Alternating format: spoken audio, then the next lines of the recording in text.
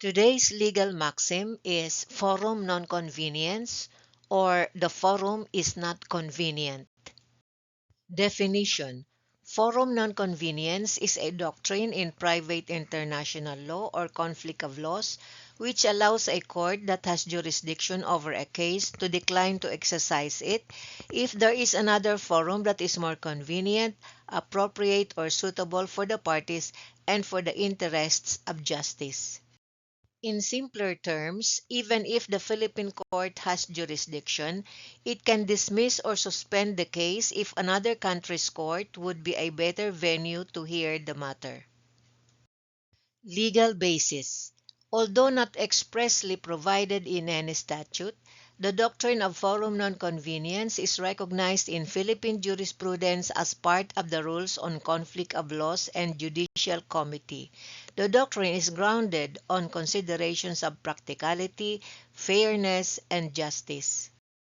Purpose: to prevent the hardship and inconvenience of litigating in an inappropriate venue and to ensure fairness by having the case heard where it can be most effectively and efficiently resolved. Requisites for forum nonconvenience to apply: 1. The court is one of competent jurisdiction.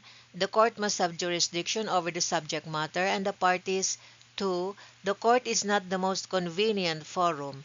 There must be another forum where the case can be more suitably tried. And 3. The interests of the parties and justice would be better served if the case were tried elsewhere. This is based on the case of Bank of America NT&SA versus CA, GR number 120135, March 31, 2003.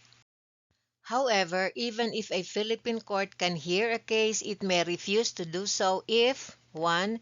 The dispute involves mostly foreign elements, 2. The evidence and witnesses are abroad, or 3. The connection to the Philippines is minimal or merely incidental. Examples: a Filipino files a breach of contract case in the Philippines against a Japanese company concerning a contract executed in Japan, performed in Japan, and governed by Japanese law. Even though the Philippine court technically has jurisdiction, it may decline to hear the case under forum nonconvenience since Japan is the more appropriate forum. Another example: a U.S. company sues another U.S. company in the Philippines over a contract signed and performed entirely in the U.S. The Philippine court technically has jurisdiction if the defendant is served properly.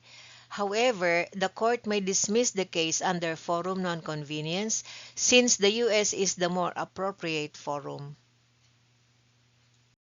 Here are some leading cases on forum nonconvenience.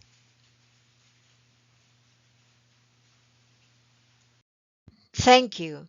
If you find this presentation helpful, please subscribe to receive notification of future lectures.